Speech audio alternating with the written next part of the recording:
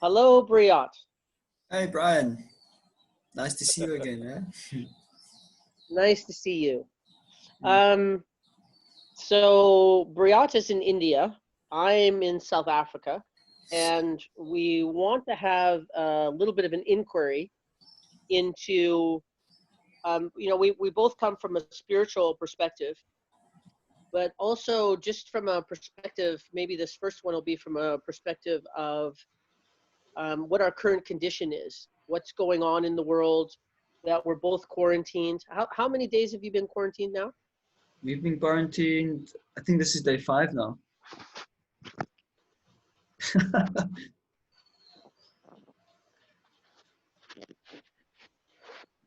What the hell just happened there?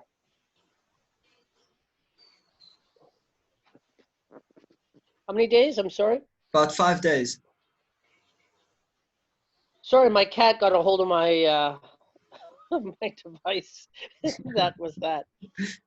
5 days. And so you have your wife and two children.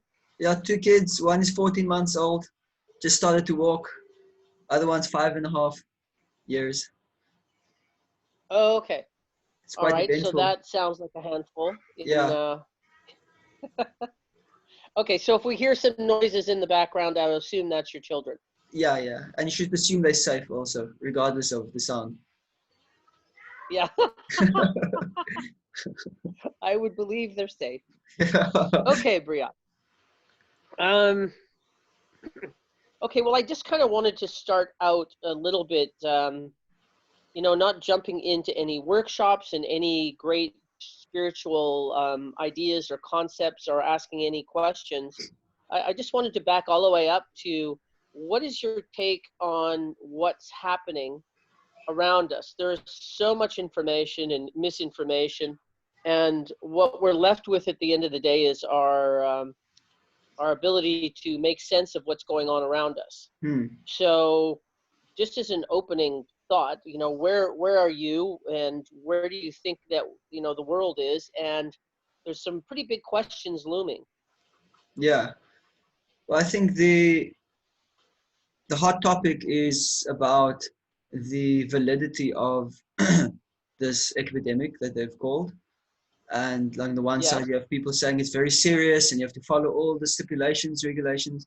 And on the other side, there are people that are saying that this is some kind of staged event, that something's happening behind the screens. This is just a smoke screen. It's not so serious. And that there's a lot of uncertainty about that.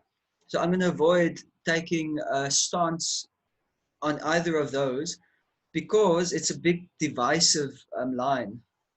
And I've seen how it divides friends and like people fighting against each other. So I think what's more of importance is not that, but rather that what is happening now and how we can deal with it, and that there's something happening that's beyond our control. For example, it doesn't matter whether it's the one case or the other. The fact remains is you're still stuck inside your house, and it's a punishable offense if you leave. How are you going to deal with that? I think that's more Yes. important because that's actually what's happening now. And you don't have any Yeah. control beyond that. So it's more acknowledging where your sphere of control is and just doing what you can do for that matter. And in terms of information and Agreed. those things, I mean, that will go on social media regardless. So you can do your research and stuff. Most people, it causes them unnecessary anxiety to get into it. So I think for most people, they shouldn't. Um, I think and it doesn't really make a big difference at the end of the day. I think that's more where I stand for myself. So I'm just here trying Okay. to engage myself, taking this opportunity to do things which I otherwise would not be able to do, some nice things, and then just be there to support my family, especially the 2 kids who are taking it quite hard. They're very active. They're farm children, so they're not meant to be inside. So so just trying to be Okay. with them and So do that. just a couple things that you've brought up so far. Um, so is that dealing with the present. So we'll come back to that. The 15 days, or it's 15 days for us in South Africa, or it's 21 days, sorry, and it's 21 days for us in South Africa. I'm not sure for you, but you said something that I think is quite important, and you talked about that, some people think that we should just listen to the letter of what we're being told, and that there's other people that are speaking about that this could be a smokescreen, and there's a reality behind that, and therefore a bunch of agendas. But the more important thing that you've talked about is being divisive, and that's one of the divisive things that's occurring. I just wanted to explore the divisiveness for a second. What are just to go across the board a little bit of the landscape of how are you, because you're watching people, the effect of divisive information is having on people and Mm. having on families. So um, what more do you have to say about that? And just to kind of get a landscape of the things that are divisive, the information that's being brought forward, and based on how people want to interpret that, it is there is so much division out there. It really doesn't look like it's an accident. Yeah. So what have you noticed, and what do you have to say about divisive information? Well, it's definitely something that's well-known tactic of divide and conquer. It's easier to conquer smaller groups at a time than to conquer like a whole unified nation, which is why, for example, Germany has been so powerful um, since Bismarck actually unified all the tiny little German kingdoms, and then together they're extremely powerful force to be reckoned with even now. So that kind of that energy is still there. So it's a So well-known power fact. and unity. Sorry, yeah, power and unity, exactly.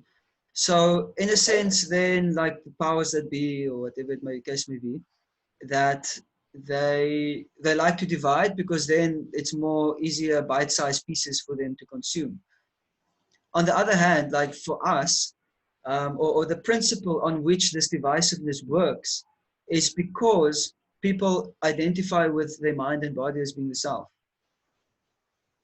And when you Yes. identify with the body, it's called the false ego. In Sanskrit says the ahankar. And then the first thing that results from having an ahankar is aham meti, mamam meti, is this concept of I and mine. I am this, I am that, you are this, you are that. And then when there are differences, then there's me and there's you. And then I am man, you're a woman, I'm black, you're white, I am Republican, you are conservative. I am Subjective, objective, pro-life, they're you are all pro-choice. In this case, it would be I am pro COVID-19, you are so whatever the other side may be. So it's all based on so you're false pointing to identities that the accepted. Eh? you're pointing to subject and object. It's separation from you, from your world, and people from each other. Yes. So is that okay? Yeah, and So the then thing your that your worldviews and paradigm or perspectives, they can change from time to time, and they do. And each time you accept or reject something, you are molding your identity in a certain way, your false ego. And then depending on certain false egos, certain people will group together. And other false egos, they'll group together, and then there'll be a clash because there'll inevitably be conflict of interest or disagreeing perspectives will be there. And then these other powers, because they basically fueling in the media and in the consumerist kind of society, this idea that I'm this body.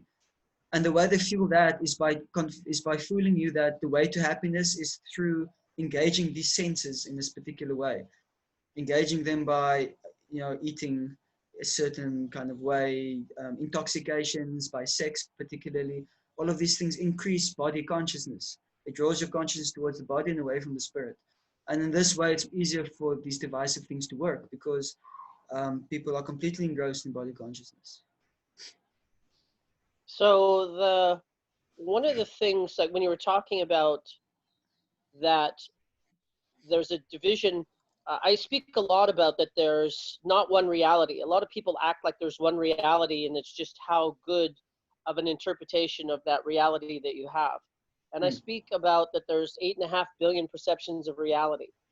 There's the ultimate truth, and then there's what we each see for whatever reasons that we actually see them. Yeah. And being good at, we're going to be forced based on all of the misinformation, false news, agendas, and fear that people are going to glom onto whatever, makes sense to them, whether it's fear-based, whether it's possibility-based, whether there's any agendas and how large those agendas are. Regardless of what it is, we're being forced to actually, if we want to make sense of the world, learning a skill of being able to understand one another. What is your perspective?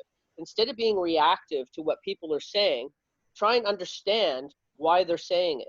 And being able, and one of the real interesting human traits is that we look for where we disagree, and then we want to have an argument about that to be able to inform this person on the true and proper reality. And what we don't do is, and where we don't focus and what creates unity is, what can we agree on? Hmm. What do we actually agree upon? And starting there. Ah. So what can we, I assume that you'll be right back. Yeah. Just getting my thing There to you charge. are. Somehow it stopped. Right. So what can we agree upon? Yeah, so regardless of, you were talking about, locus of control, what we can deal with now in the present moment. We'll talk about using our time well.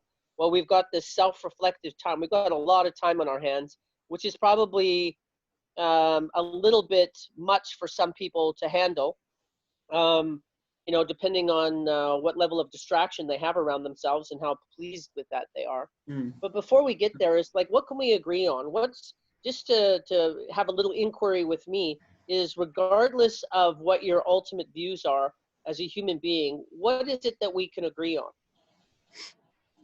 Well, we can all agree that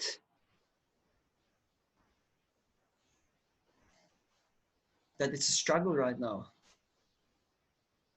That there's crises, there's things to actually look at. Yes. Yeah, but not just that, just the struggle being in your own home for so long. Just that, it's a challenge for everybody. I don't think anybody's That's true. excluded. Yeah. That's true. We can agree on that. I think to push a little bit deeper is that we all want to be safe. We all want to know what the truth is. And We have all some want to be certainty. making decisions. Go ahead. And have some certainty about, you want We to would know like some what's going on. certainty. We would like to be able to take care of our families. Hmm. We would like to get along with people. We would like to find people that actually agree with us, actually have a similar worldview. That we would like to know to start looking at what the options are for our future. Like there's, when you just take a look, I know I'm going outside of the 15 days, so I will come back. This line snaps back. But there are going to be some significant economic realities that are going to become more obvious when we get out of quarantine, obviously. But that we're going to, what is your take on the economical side of things? Well, they're getting pretty bad. I mean, I just read this morning that the last, I don't know what they call it, Moody, it's something to do with Yep. investments, and they were the last firm or whatever to classify South African economy as in junk status, which happened a few years Yes. ago, but this was the last kind of body. So that's pretty bad. And from looking at it, like, because I'm in India, I'm constantly checking the exchange rate because I'm oftentimes having to draw rands into rupees. And yeah, in the last 2 weeks, it's gone down pretty significantly. Yeah, well, that's really interesting that you should bring that up. So Moody's, that are, they determine the value of companies, and they determine the value of countries, and Yeah. how safe it is for an investor. Yes. And yes, it's really interesting that Moody's, we were pending with Moody's for some time that they were going to downgrade South Africa to the next lowest one is junk bonds, or junk, not junk bonds, but junk, Status? I'm not familiar with the term at this moment. I can't think of it, but it's and they've been doing that for months. I find it very interesting that in the middle of quarantine, and that this is really a convenient and useful time. I find that very interesting. Aren't they in quarantine? Who's in their office looking at numbers going, I find that very interesting. It's, Yeah. you know, speaking about not knowing where the world is and not knowing what's going to happen. And somebody just needed to downgrade South Africa in the middle of quarantine. We're in a place where they actually might have, that's not good news, but I find it fascinating that they Yeah. actually did it. Okay, so did anything come up for you about what we can agree upon in the process of, I really can't emphasize more that arguing is really not useful. Trying to convince somebody else of your way of thinking and sway them to that way of thinking is, we've got to get beyond that. Yeah. People have their perception of reality for a reason, and understanding that, like, sometimes in a crisis, we're not going to have a dialogue. We're not going to go, what makes you think the building's on fire? You know, we're actually going to just act. Then in crises, sometimes you just need to act. And if you've got time to be able to, if you've got time to argue with people, then you've got time to understand them. So putting some effort into, because everybody's got a piece of information that's useful and good for the truth that slides into the whole. Yeah. And being able, and we can't even have conversations about that. Start talking to people from a place of, if there's ever a need to try and figure out together and become a community or speak to one another, start from the place of, what can we agree upon? Avoid the things that, don't waste time with the things that we don't agree upon. They're usually not the most important, and you don't need to start there. Yeah. So unifying from the beginning. Okay. Anything that you want to say about that, or do you want to Yeah, move on to the 15 days of what's in our control? I think ultimately is that we're all spiritual beings. That's one thing that we all have in common. Actually, everything else, you'll always find that there's one person at least that will not be able to fit into something that's agreed upon, because that's the nature of, you know, being in a material kind of situation. So one can also see that the soul is also being in lockdown inside the body. Since you took birth, you've been in lockdown inside this body. The soul has much more ability and potency than it's able to express now, because it's trapped within the confines of this body. So it's also in lockdown. And we've been in lockdown for so many millions of lifetimes. We've been accepting one body after another. So, you know, Yes. so that struggle is also real, and that need to want to be free is actually coming from a spiritual level, where we want to be able to not experience things like suffering. We want to be able to experience things that we don't want to experience death, because it's actually not a natural thing, because the soul never dies, but yet we experience death because of our identification with the body. So that's actually not natural. So in that sense, I think one can draw principles from this experience and then connect them to that platform also. So I think it's nice kind of type of reflection. Is that loud? Could you turn your sound up a little bit higher? Because I'm actually struggling to hear you, but I hear your little ones. Let me try to do something. It's all good.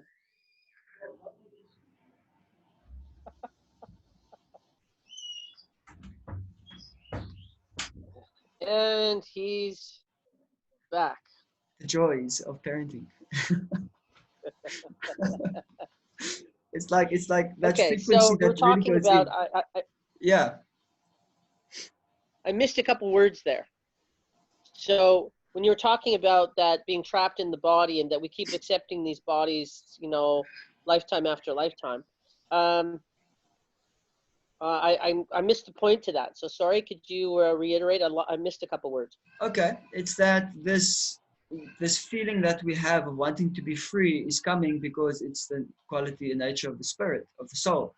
And that in this current situation that we have, we can actually tie our experience with this kind of more physical experience with our spiritual experience of also being detained, like in the body.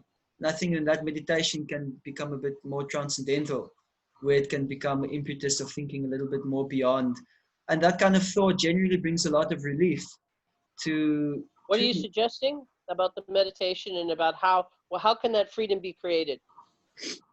is that in one sense, let's say I'm now a soul, I'm in this body. Or no, let's go to the quarantine first. I'm in this house, I can't go out. So then you can either freak out or you can resist and you can fight and you can try and go out and you could get arrested or whatever. Or you can just accept, okay, what am I going to do? How am I going to make a best deal with a bad bargain? Yeah. He's like, okay, so I'm going to read some books, I'm going to do extra meditation, whatever the case may be.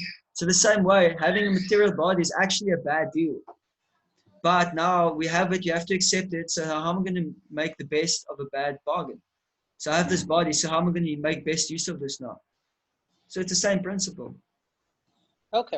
So that actually influences over your whole life. After this quarantine goes over, this mentality of thinking how I can make the best use of this life should be there.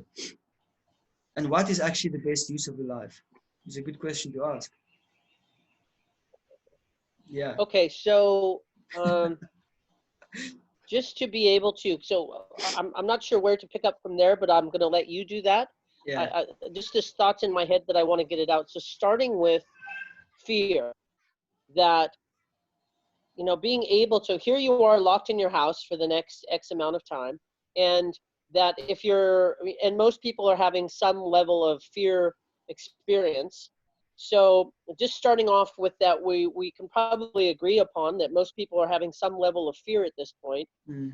What is, what would your starting point be with that? And we're also talking about people that are novices, people that may be on a spiritual path, may not be on a spiritual path, and being able to speak to the broader audience where everybody can actually understand what we're talking about. Yeah. Where would you start in regards to fear? To fear. That fear is born from a sense of wanting to control. Yeah, you want to control. And the fact of the matter is that we don't have nearly as much control as we like to think. I mean, we can't even control when we have a bowel movement, when your body wants to go, when nature calls, you gotta go. Maybe you can buy a few minutes extra time. Sorry? So how much control do you have, actually? But absolutely true. Yeah. So this creates a type of anxiety. So fear is brought from our fear that we're not. It's our body's thought that we're not going to be able to control. Yes. Okay. And that things aren't going to turn out the ways we want them to turn out. We've got our plan, and that plan is basically based on how we want to enjoy life. And we're on anxiety that plan's not going to happen because there are other people who've got other plans who conflict with my plans. So I've got to fight with them. And then also there's the material, there's the world itself, which seems to not want to be cooperating with my plan. Yes, my cat. Yeah. Okay. So, so because we want control, we have fear, and because we know we lack control, that we're actually being fearful. So people who are sitting at home and actually feeling fear about a lot of different things, what do you have to say about that? Sorry, my cat's just incredibly distracting at the moment. Yeah, I would say that, just acceptance of whatever is happening now, like acceptance that you're in your house and this is going to happen, acceptance that you don't know if it's going to be 21 days or they might extend it for more because they could. You don't know what's going to happen to the economy. You don't know what's going to be like once your doors open up and you leave out. You don't know. So you just have to accept that I don't know. And if somehow you can get some information, then that's one thing. But the fact remains is that there's always going to be a certain amount of not knowing is going to be there. And there's going to be enough to unsettle you. And there's going to be things are going to happen that you haven't thought of, or that there's going to be surprises.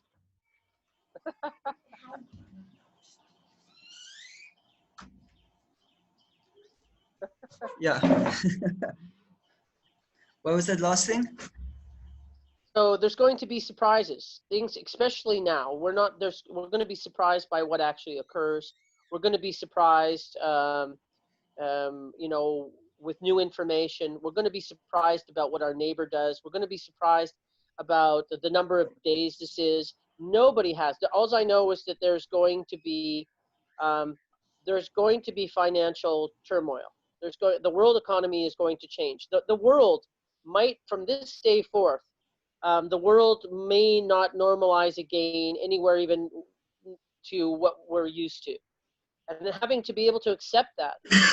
I accept the fact that the economies are going to change. Somebody was saying that what's occurring can actually be a portal for human beings to be able to create possibility and to be able to change things to the degree that are more aligned with what works for the people. Or this can be a hole, and you can sit in fear and create something that's not going to work for you. So I really think that it matters that you do accept where you are, and you do accept, like it's a practice and a skill to be able to accept what's going on around you, and then now what? Now what do I do? How do we move forward from here? Okay, now you've accepted what's going on. You accepted you don't know. Now you have to do something constructive. Okay. So then what? So you have to ask the question, what is actually constructive? Because, I might even ask the question, what can I do that actually has value? First for me, Okay. and then beyond that, for everybody else also. What actually has value? Okay. Intrinsic value, not just subjective. And make that distinction. What is subjective and intrinsic value? Well, example. Subjective value will be that, I don't know, you play a computer game. It has value for you because it takes your mind off of things. You kind of feel some peace. You get some enjoyment. It passes the time. So in that way, it's like, okay, I'm getting it's some value, but it's subjective because it actually it has no intrinsic value. It's actually a waste of time. Excellent example. Yeah, but something like intrinsic value will be, let's say you're an artist. Then you make an art piece which is extremely thought-provoking, but also it has to provoke a certain type of thought which will have value for the people that think it. So that's something more deeper. But like we're doing some podcasts, so we're hoping to like do something that has intrinsic value for people when they listen to it. Yes, good examples. Thank you. That was very clear. Okay, so now that we're in, like now we're talking to people that might not be particularly meditative, spiritual. They might not have any idea of what their inner world is and have very little distinction about their relationship with self and their inner world and their connection to all that is.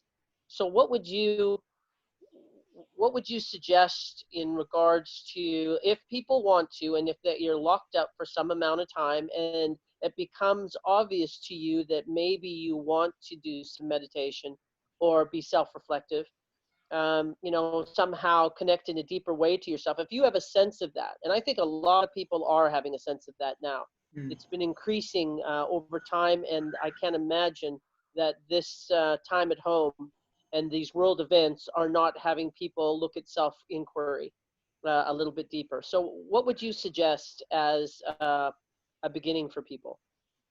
I think a good beginning, in my humble opinion, would be to read some spiritual literature.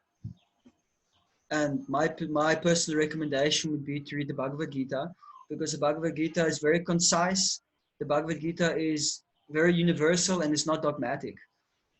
So, for example, in just the second lesson of the Bhagavad Gita, it says, Matra Sparshas Pikanteya Situshna Sukha Dukkada Agama Payoditas Tangstitikshas Bharata. I like to throw the Sanskrit in there. It sounds nice. Yeah, so that everybody knows that was Sanskrit. Yeah. So what it means is that the appearance of happiness and distress and its disappearance in due course is like the appearance and disappearance of winter and summer. And one should learn to tolerate them and not become disturbed, or they arise simply due to sense perception, and one should not become disturbed. So after night comes, and one thing that's certain from when day comes is that there will be night again. But one thing that's certain of night is that there will be day again. So and that's how this material nature works. But all these differences, how we estimate what's good and bad, is actually just due to our sensory perception. But the soul is beyond that. So this is a powerful kind of meditation that's been offered, and it's something that everybody can Sure. relate to actually when they think about it, regardless of Okay. So I'm faith or creed. gonna reel you way back, Briat, way back. Right. And you know, for the like, I've got some experience with the Bhagavad Gita, and it wasn't my learning tool. That wasn't the place I learned from. Yeah. And so you know, in I love your interpretations of what you're saying. So that's all quite useful. But being able, like, let's go to like really grassroots. I know if this is people's first experience of wanting to be self-reflective, of wanting something deep, they have a sense inside of themselves. There's a little feeling inside of themselves. There's more to life, and there's more to them. But it's just this little feeling inside of them. They have no evidence of it. They don't know, you know, it's just a little light inside of them where they have a sense that there's something deeper and greater about what the world is and what they are. And if that's the place that they are, what would you suggest? Because we got to kind of put them on a little bit of a fast track. Yeah. A, because they have the time, and B, because they probably have the need. Hmm. So what would you suggest in being able to speak to somebody that's turning and looking at themselves for the first time, and they've got, you know, what we know for sure is you're at home for the next X amount of days, at least 2-3 weeks. So what would you suggest people do as a practice or as a starting point, you know, starting today, starting now? I think an excellent start would be to wake up before sunrise. And during that time, Okay. you wake up, you take a bath, and then you just sit and you go into that space. What And you space? allow whatever comes up to come up, and then you pursue whatever you feel will be valuable for you. And then you ask those So you're questions talking about, are you talking about being outside as the sun rises? Or are you no, just you can talking about being up? being in, yeah, just being up, but not outside, because we're not going to say things that we're not supposed to be doing. Well, some people have a yard. Some people, I mean, some people have access to Yeah. outside. Not So if you everybody, can, then but that's some all people, the everybody's better. got a balcony. But yeah, that you just wake up before the sunrise, because this time of day, it's the most potent time of day. It's actually called the Brahma Muhurta. It's called the spiritual period of the day. And it's actually a fact that whatever activity you perform during that time of the day will set your tone for the rest of the day. And many Beautiful. great academics and scientists and thinkers, they utilize that period to work on their theses and on whatever work they were doing. Because it's a time everyone can experience when they wake up at that time. And your mind is much more clear, it's much more sharp. If you've rested properly, I mean you went to bed early enough, then you won't feel the pressure of fatigue. And then it's a very, very productive time. So if you're going to now investigate and reflect a bit on yourself, it's a very good time to do that. And then the rest of the day will also be much more enjoyable, much more peaceful. And Okay. I also, yeah, I really love sunrise, and not that I'm up for it often, but during this time where you can sleep where you want to and nap or do whatever the heck that you want to do, it does, any time of the day is available to you if you yeah, want it to be. That there are two magical times of the day, which is sunrise and sunset, and both of them are really quite beautiful. And sunrise is like, there's this really, in regards to people's practice and being able to have a spiritual connection, sunrise, because it's so few people are up, there's so little busy thought, yeah, that the day is, there's an unused, really clear experience of that time of day, and it really reminds me of the experience of meditation. So I think that's actually a great place to start. Okay, and yeah. then what would you do? You know what they say, early to bed and early to rise makes one healthy, wealthy, and wise. Okay, Yeah. or a really good quarantiner. And besides, if you want to treat yourself, generally people think, I'm going to treat myself, I'm not working, I'm going to sleep in late. That's actually the worst thing you can do. If you really want to treat yourself, you should go to bed early instead. That's actually more of the Okay. truth. Yeah. And they say that every hour that you sleep before 12 equals 2 hours after 12. Because how your circadian rhythms work, somehow or other, it benefits from sleep more in the pre-midnight hours than afterwards. So if Yeah. you, Well, I'm a bit of a night owl myself, so yeah, you're talking to me. So what I would probably do, doesn't matter how late I stay up. If you don't have to do anything in the daytime, there's nowhere you need to be, you can still stay up for sunrise or get up for sunrise, and if you still need some more sleep, you can work that in. But exactly. ultimately, having a system, like, sticking to a routine is probably not a bad idea. Yeah. So that's the next thing that I would say is that like you're building your routine.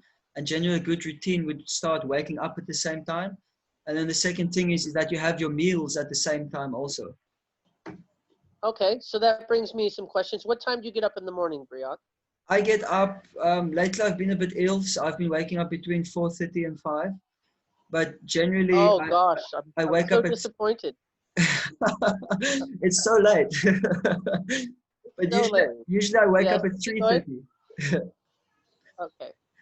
And Yeah, what time 3. do you take your meals instead of out of weird um, curiosity? Yeah, my breakfast time is usually, let's see, about 7:30, 8 o'clock in the morning.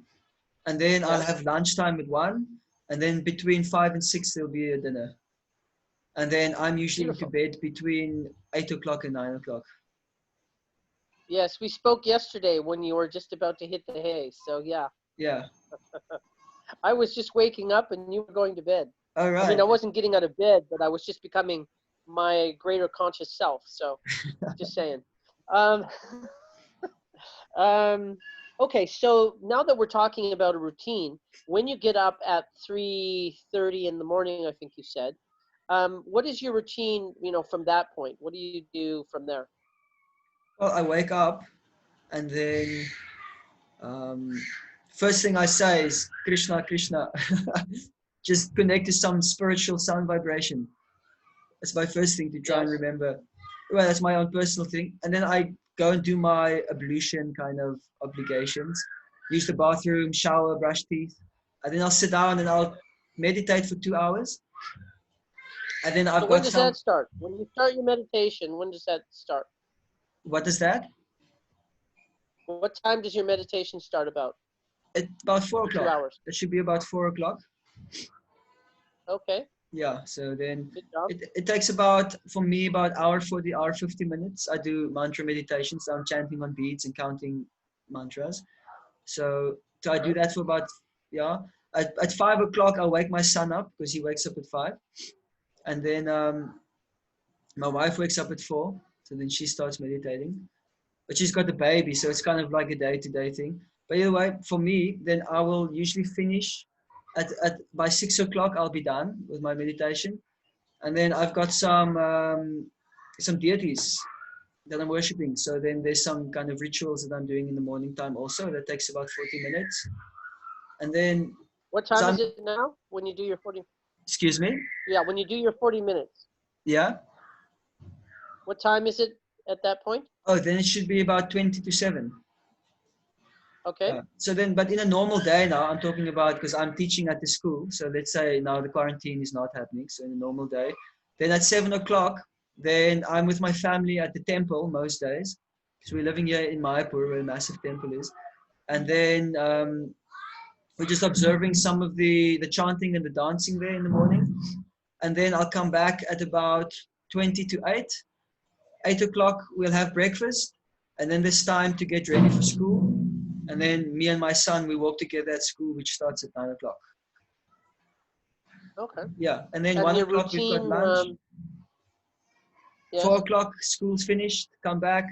So I spend some time with my boy because he gets back from school at 1. So I spend 1, 2 hours with him. And then it's having Yeah. dinner at about 6 o'clock, getting kids ready for bed. By 7 o'clock, 7:30, they're in bed. And then I have half an hour, 1.5 hours to do something and then go to bed myself. It's a full Okay. day. And then so in regards to people's routines during quarantine, and that we are talking about people that are, some of them may be beginners. What are you suggesting about meditation? What's a good way to start meditation? And how much time would you suggest? And do you have any tips or techniques about what it is that they can do to be able to meditate? To be able to meditate. Well, I think one should first educate oneself about what meditation means. There are a few different ideas around there, and that ultimately, or actually, meditation means to focus the mind on some object. So meditation means you're meditating on something. Meditation doesn't mean Okay, so you're talking thinking about of an nothing. idea or a physical something? Yeah, every day people are actually meditating. Like you're meditating on making money, or you're meditating on getting a girl, or you're meditating on something, your car that needs to be Okay, fixed. So that's meditation. You're figuring out how to do it. But now you're trying, when you're actually sitting down meditating, you're supposed to direct it on something spiritual, something transcendental. yes. So as a practice, So give there's me like an a whole, example of what somebody, there's different types give of me an meditation example. around there. Like some people do Vipassana meditation, where they Yes, start by observing the flow of thoughts coming in and coming out without yes, becoming involved. So there's that kind of meditation. I practiced that myself before. There's even a type of yes. meditation where you start to take a little bit more charge of your thoughts and just directing them to a specific kind of goal. It's more advanced meditation. Or there's Okay, also yes. like yeah, it's like Which is mindfulness, almost, this it's kind kind of of like thing. affirmations. Yeah, there's affirmations, which is more like a psychological thing than spiritual, but it counts as a meditation Well, I'm where thinking you can about, have certain I'm speaking affirmations that about you recite. Excuse me? when when you talked about directing your thoughts to more specific things. Yeah, Is I kind of equate that a little bit to affirmations, is that you are directing your thoughts in a direction of what you want to feel yeah, in that. So it's like an affirmation. There's a particular kind of information that you want to have in, that you want to take in, or that you want to focus upon. yes, yes. So there's those things can happen. And then there's Okay. also where one meditates with sound, where one recites some Yes. mantras and then one just focuses the hearing senses on hearing the sound vibration. And then that is the Yes. meditation. And if the sound and that the sound vibration mantras, they hold an inherently spiritual quality. Like people will chant Om Om or something like that Om Namo Shivaya Namaha or Om Narayanaya Yeah. Namaha. The simplest Yeah, the simplest mantra that I've heard was people learning to meditate, and they gave them a mantra of saying over and over and over in their head or aloud, was the number one, one, one, one, and I really like that for people that are just beginning, and it lends itself when you when you allow yourself, like, one, being able to say the same thing and having a frequency of something, and the fact that having the experience of oneness, that you are one, you're one with yourself, you're aligned with yourself, you're aligned with all that is, which is oneness. And but they just started people off with the number one, and saying that over and over and over again, and it virtually keeps their mind focused and busy on doing something, and there's a frequency, vibration, sound that goes with that, that leads into greater things. But it really worked for a lot of people. So if you like mantra, I think that's particularly for the beginner, I think it's a pretty good one. yeah, that's very interesting. I haven't heard that before. Hmm. So then what? So then, so there's, in regards to meditation, my experience is that we spend so much time. This is how I talk about meditation for beginners or people who struggle with meditation, is that we spend so much time in our intellect. We're having this little conversation in our head, there's which is referred to as the inner dialogue in some circles, and that we do our reasoning there. Terence McKenna said 60% of the time you're thinking, and 40% of the time you're being thought. So there's some automaticness going on in your head as well. And what's also weaved into that inner dialogue is our negative bias. What's wrong with me? What's wrong with them? What's wrong with it? And all the reasons why it won't work out. So there's a lot of confusion, negativity, and automation in what's going on in our inner dialogue, and it's very distracting, and it can take us down tunnels that are, the more stressed we are, and the more we let our inner dialogue spin, the more stressed you actually become, and the less connected to self you are. So what I tell people is that we want to separate from, putting our focus, our drishti, our focus on our inner dialogue, and you want to be a human being. So you want to go to experience, and being able to just feel, being in your body, just feel actually, and having no thought. And the second you have a thought, it's like a telephone conversation you no longer want to have. You don't listen to it. We're addicted to listening to that conversation like we're really solving something, we're really doing something. And I teach people just to hang up the phone mid-sentence. You start having an inner dialogue. The second that you realize that you're speaking to yourself, that you hang up the phone and you go back to experience. You come back to your breath. You come back to some of the breath works. Almost all disciplines of meditation start with breath as a meditation technique to be able to have you experience yourself. It takes you out of your head when you're experiencing your breath, and you keep refining that experience of your breath, like you're feeling it deeper and deeper, and I have people feel like every molecule or every particle of their oxygen and pranayama coming into their body, and being able, and the further under that they look, the more connected to the experience they become. So that's the point of being a human thinking and therefore doing, and a human being or a human experiencing is really getting control of your drishti, getting control of your focus. And that's the rub, is that people don't know that they are not that conversation, and they don't know that they can actually separate themselves from it and come to experience. And if they have a couple moments of it, it's always rejuvenating.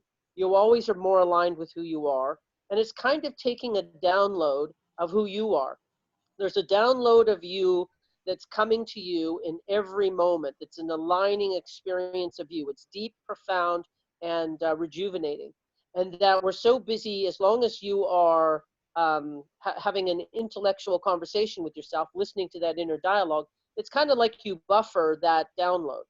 So being able to stay in the moment with yourself, as long as, like, spending some time where you can just be with you, is really counter active to that inner dialogue and that spinny, non-connected and fearful experience that people can have. Anything you want to add to that? It helps a lot to know what's happening inside yourself, because True. if otherwise you just continue living life and these things are going on and you're acting on them, but you don't know what you're acting on. And then oftentimes that causes a lot of problems. Yes. Like when people react from, I don't know, something like childhood trauma, somebody says something and they think they're saying something else because it's triggered some trauma that they have. But if you've done this process, you'll be more aware of these things that are inside yourself. So when you're feeling it, you understand that, okay, this is actually what's happening, not that. Okay, this is very much a step 2 for me, in the sense of meditation is kind of the first one, and being able to have an experience of self and being able to break away from your human condition and intellect and being a human thinking and whatever's going on in your inner dialogue, to just being able to experience self and see, and by not thinking and by experiencing. It's not no thought. It's not just nothing. You're actually experiencing self, which is a full experience. Experiencing self in the moment and feeling your breath isn't nothing. It's absolutely full and vibrant and fulfilling. So, and then the part 2 of that is what you're starting to allude to now, is being able to look at what's going on inside of you, that where are these impulses coming? There's motivations and drivers in the moment that actually have us choose things. I choose food in this moment. I choose sex in this moment. I choose, we have these desires. Well, I choose to argue. I choose to, all these things that we're reacting, that there's this spontaneous reaction to things. And this is where we start getting into self-reflection. So continue where you were with that, about understanding what's going on inside of you. yeah, that you accessing, you know, these different parts of yourself. Like there's the hierarchy of at the bottom are the senses, the five senses, and then the mind is the hub of that. And the function of the mind is, in Sanskrit they say sankalpa vikalpa, is to accept and reject. I like this, I don't like that, I want this, I don't want that. And thinking, feeling, and willing, they functions of the mind, mano. And then above the Say mind, those again. You're breaking up a little bit as well. So repeat the three things again. yeah, thinking, feeling, and willing. Willing. Willing. Yeah, Uh-huh. these are functions of mano, of the mind. And beyond, above Give me that an is example of willing. of willing. It's just that you have a will to do something, and that you Yeah. exert your will into the Okay. world. So that's actually Which a is a force. function of There's the a mind. force. Yeah, and then Yes. above that is the buddhi, or the intelligence.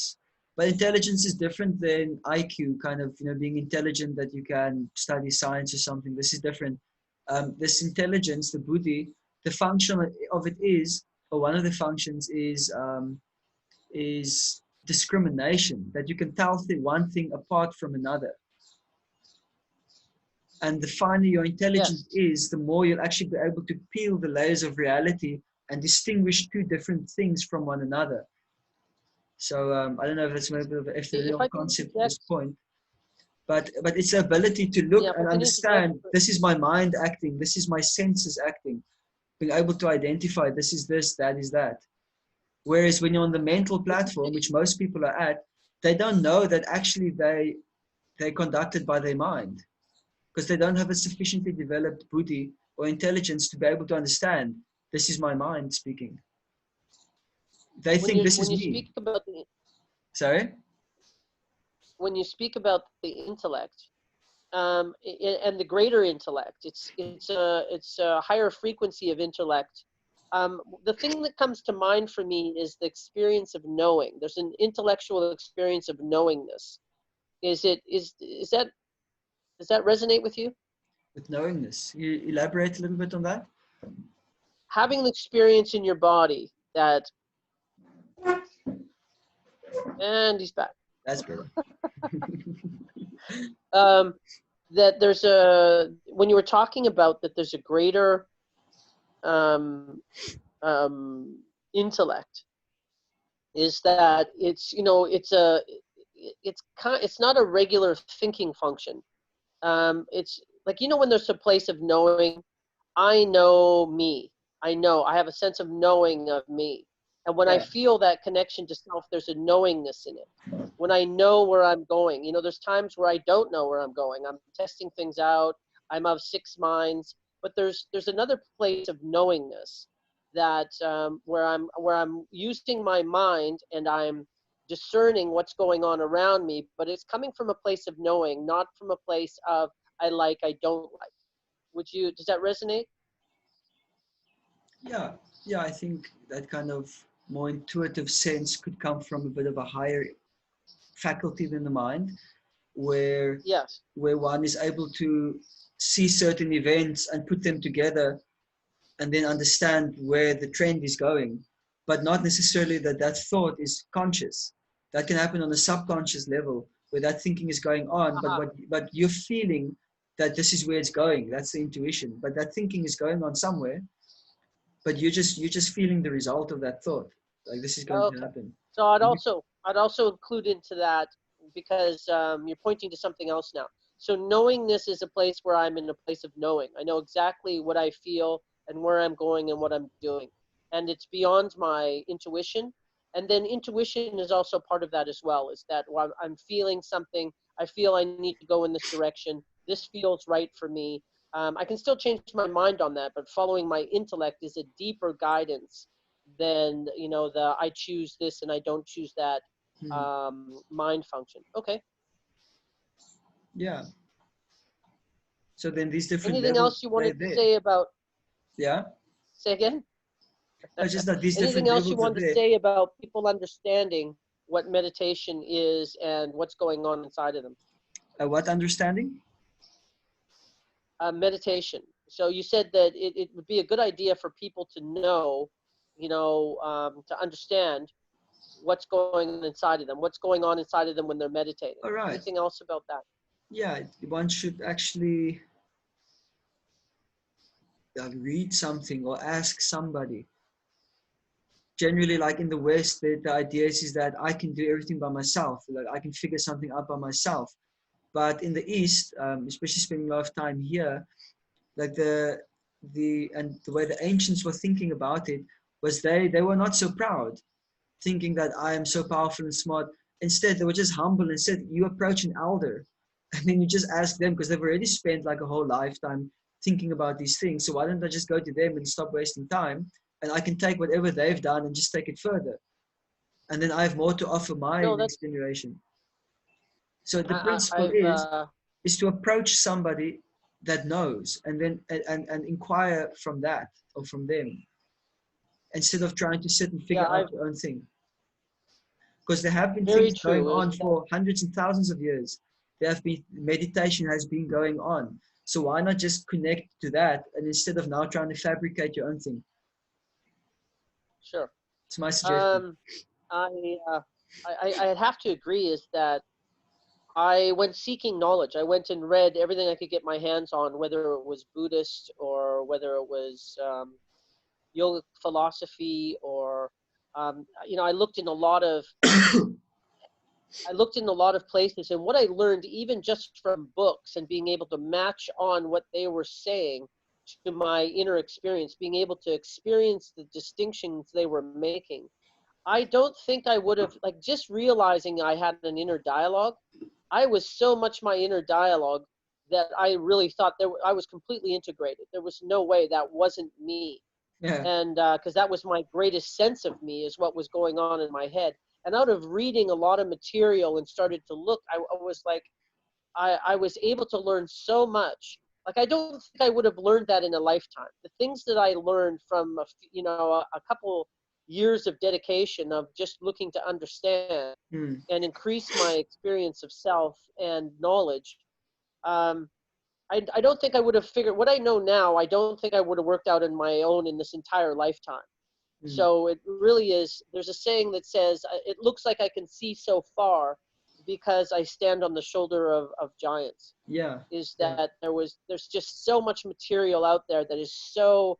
I wouldn't have worked this out. I would not have worked Mm. out what I know now on my own. I know I just wouldn't have. Yeah. So that's a very good point. Yeah, and throughout the ages, on the various places on this earth, many very powerful and spiritually realized individuals have come to leave behind these things for people like us that want to find out these things.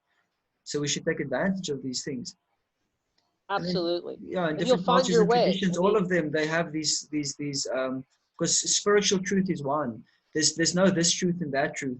So that means anybody who's an actual spiritual teacher, that they should all have agreement amongst each other. There can't be like disagreement between this truth and that truth. There's only one truth. And if you look at the different cultures and one really looks at it and understands them properly, like the spiritual teachings that happen, then one can see the oneness amongst them all. Like, for example, this comes to mind, is like, let's say the teachings in the Bhagavad Gita, and you compare them with the teachings of Christ, and you compare them with the Islamic teaching, they're all teaching the same thing. yes. But they're They teaching have it different differently words. according to time, place, and circumstance. It's being presented differently, but it's the same truth. Yes, So, but there's different rituals, there's different words, there's different practices, but they're all talking about the same things. It's nuance because they're yeah, all talking about the same human condition. yes. So, and I've studied as many of these as I possibly can, and to be able to glean what really works for me from all the works. So it isn't about Hmm. one set of work. That's definitely for sure. Yeah. So Okay, that's very nice. and If so you for keep an open people, mind like that, then you can really strengthen your buddhi, your intelligence, because your intelligence is strengthened by spiritual knowledge. That's how you make it sharper. yeah, And yes. as you and To me, yourself, you experience that by acquiring this knowledge or more knowledge, you're actually able to discern that I'm completely in my mind, which before you could not see that. Is because your buddhi became sharper, because you were actually yeah. absorbing spiritual knowledge. Yes. So you had that I experience. don't know for you, but could we just name for, because if people are at home and they have their handy internet, um, what kind of, like if they're seeking knowledge about meditation, they should do that, and whatever resonates with them will resonate with them. So I think that one's pretty easy. In regards to self-reflection, like I'll give a couple examples of what it is that I found really useful is, well, Buddhism was certainly probably the first place that I really learned a lot and was quite useful. But also the Sufis, a lot of what the Sufis had to say, certainly what Rumi has to say, um, is quite useful. Um, is there any other disciplines that you can recommend to people to explore because it was useful to you somewhere along the way? Yeah. So should I just say the type of things that I kind of encountered in my personal life? Yeah, but yes, but the like try like a very short indication of the ones that you chose, Ah, and but more important, like just not have that be more like having people make their own choices. So I anything see. outside of what your normal teachings are now. So Mm, what's extra, and then also the ones that you chose. yeah. Well, I think that I was raised Christian, so that's I took a lot from that. I like the practices of dependence on God and kind of and yeah. And then when I went into university, there was obviously a lot of issues I had with that because of the kind of the organizational kind of part of the church and things. Anyway, and then in university I got into a practice called Hermetics, which is some kind Yes, of it's ancient Greek. Egyptian occult practice, which is where I learned how to Okay, start meditating. And they also okay. have these reflections, which is Hermetics. basically Hermetics, yeah, god of Hermes. Hermes is the god of Yes. knowledge in Egypt, yeah. I think it's Egypt. Is that okay? I thought that was Greek because it was Hermes. So I didn't know Hermes. Hermes was borrowed from the Egyptians. I think it came from there. It might have come. I might be mistaken, but the I practice don't is know. what the practice is that it has these aspects of reflection where you're looking at, they call it the black and white mirrors of the soul, which is basically looking at your good Yes. and bad qualities. Then they have you have psychic training, they called it, which is just learning how to become acquainted and control your mind in gradually incremental stages, where you can also get to Quick make your question. mind. Eh? Quick question. Yeah. Um, is in being. What do you mean by control your mind? That could be very confusing for people. So what do you mean Yes. by controlling your mind in the Hermetic It's that disciplines? you What you, did you you let learn? you What let do your we mind mean do by what you want controlling it our to mind? do. You tell your mind, keep quiet, and it keeps quiet. It's not like a child that doesn't obey. Yes. Great example. Great You know, it's like, example. don't think of a pink elephant, and then a pink elephant pops up in your mind. I just Yeah. told you not to. So what can I do? I'm a mind, you know. It's what I do. Okay. So you learn that, and then there's also the physical aspect of diet and routine and exercises that they do. So they're incorporated In mind, body, Hermetics, soul there's a kind of. diet. There's a diet involved. Yeah. They were talking about in the teachings about certain physical to make your body physically strong. Because if you're going to make your Wow. mind Okay. strong, your body also has to be strong. You can't neglect that part. Makes perfect sense. I Yeah, just so I didn't know like that that. a Uh lot. huh. And where I was at in my life then, it helped me a lot because at that point I was actually having nervous breakdowns, and then Okay. I just stopped taking 10 years worth of prescription medication, Ritalins, Good for and you. these kind of things. So that really I was in a bit of a messed up state, but this really helped anchor me and kind of helped me go into there in the mess and kind of see what's going on. So I got a lot of value And from that. Sorry. got you connected to you. Exactly, yeah, and that really set me then on my path. Then from there, and then after that, I really what I'm practicing now is Krishna consciousness, which is the path of devotion, bhakti yoga, which is just dovetailing every single thing you do in your life as a offering of devotion unto God. So then everything you do becomes a meditation. Your whole life is a meditation. Your whole life is an offering. Every breath you take becomes an act of devotion. Yeah. The question I have is that so bhakti yoga is being devotional in everything you do in your day. Yeah. The thing that comes up for me um, is an easy way to say that is that everything that you do in that day is devotional to creation. So are you virtually experiencing life from no matter what you're doing, chop wood and carry water, is that from a place of sacred? From a place Of sacred. You're of having a sacred. sacred experience of the moment no matter what you're doing. Yeah, a large aspect of devotion is intention. It's like when you're doing something, why are you doing this? Are you just doing it for yourself? Or are you just doing it for another person? Or are you doing it for God? And then it's like kind of, it helps to understand a little bit of things. Like, for example, I'm a husband, so I have certain duties towards my wife and my children. But now when I'm serving them, why am I serving them? Am I just trying to please my wife and the kids so they'll be happy, so they won't disturb me? Or I want them to grow up to be good Or because kids it's so a that I can duty. be proud. So that's more egocentric.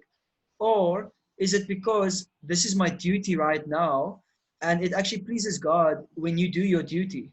So I'm going to do it because it's pleasing to Him. So you're still doing the same Okay, thing, but so your intention is different because your intention is so actually is to please duty, God with what you're doing. a lot of people feel like their duty is different than what it is they want. And that duty can feel like, well, something that's not aligned with me. Yeah. I'm doing my duty because I have to. Is that what you mean by duty? Yeah, and yeah, exactly. And but the problem with like going with what you feel aligned with is that what is that alignment with? That's generally that alignment is with your mind, and your mind doesn't want to do something because then there's Uh, resistance and you don't feel good about it. But that's on the mental platform. But duty yes.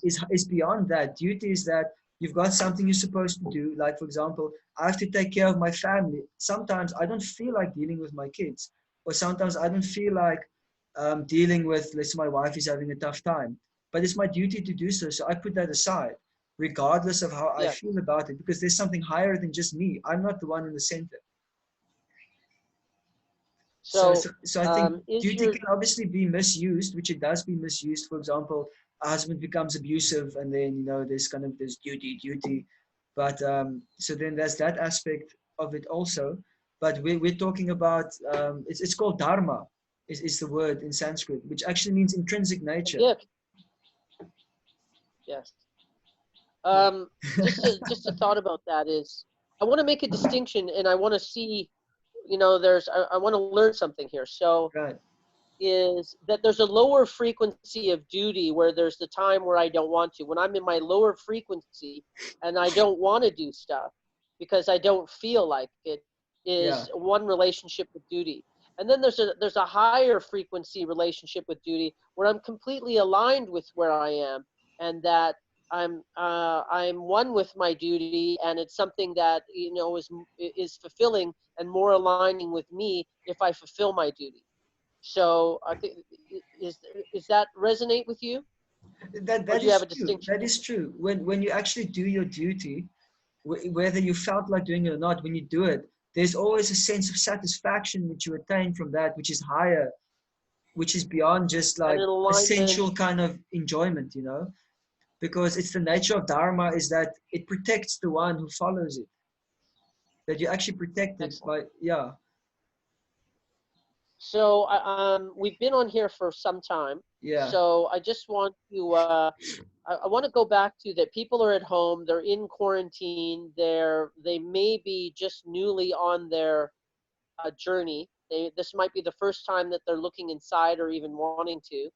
Um, So just to speak directly to them, because there's been lots of knowledge and lots of things that we've pointed to that I think is completely relevant.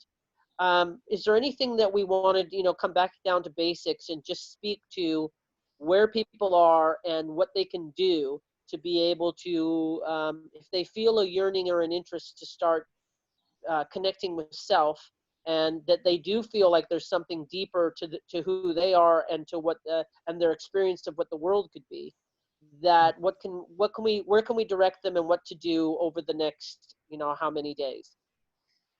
Um, Start with a good routine. Stick with something that you can maintain. Wake up early. Eat at regular times. Um, Also, make sure that if you are staying with other people, that you get some alone time. Also, that you're not in each other's faces all the time. And pick up some kind of practice of meditation, even if it's just for 10 minutes a day. Commit to something, and it'll benefit you a lot. And take it easy. Slow down a bit. Don't take things too seriously, and just get to know yourself a bit better. The best thing that we can do for the world, I think, is be calm and connected and accepting, and not getting all kind of wound up in all the, even though, maybe the situation is, there are unknowns, significant unknowns, that that there is seeming crisis and upset, but it's never really being all kind of ungrounded, and thinking really fast and thinking that we need to make the right decision and everybody needs to agree with me right now is never been useful. It's never Mm. been the greater good. The more that if you can just stay grounded, and the sky is blue and the grass is green and water is wet, Mm. and having a much simpler view of, like, slow things down, stay grounded with you, and do what seems obviously the right things to do. And then lastly is that when you're having conversations with people, and if people disagree on fundamentals, always go down to what can we agree upon. Mm. What can we agree upon? What do we all agree upon? And the more that you can agree upon, action will derive from that. Mm. And just having a meditation is just that it's so delicious. The time you spend with yourself, and the more that you can connect with you, it opens up this entire world of when you go to the spa, for example, and being pampered, and that you feel good in your body and you feel aligned and connected to a degree. Meditation is like that. It's completely rejuvenating. It's a full experience. You are experiencing yourself in the moment fully. It's not just sitting in nothingness. You're not having no thoughts and then just sitting there in neutral. You are feeling, you're experiencing what it is to be conscious, to be looking from your consciousness and looking at the moment and experiencing self, usually through breath. Mm. Other than that, I think that that's a really good start. What do you think? Yeah, it's a good start. Start somewhere. Start somewhere which is not feeling too overwhelming for you, something that seems manageable to you, and that's a good start. It's just to start somewhere. So I think what we're going to do moving forward is that I think that we maybe will do some very short things for people that are beginners, Yeah. like like we can do some meditations and guide people through them that are short. I think we can have some yogic philosophy type conversations for people that are looking for a deeper inquiry, and start to stretch people a little bit that are they're on their path, and that they would like to acquire more knowledge, and maybe we can assist with that in some kind of way, That sounds and that we're fantastic. open. If anything's good out there, please send it to me. I would like to see what people are listening to that's actually working for them. Yeah. Okay. Well, Briat, this seems like an ending to session number 1. I have no idea how long it is, but probably longer than I think.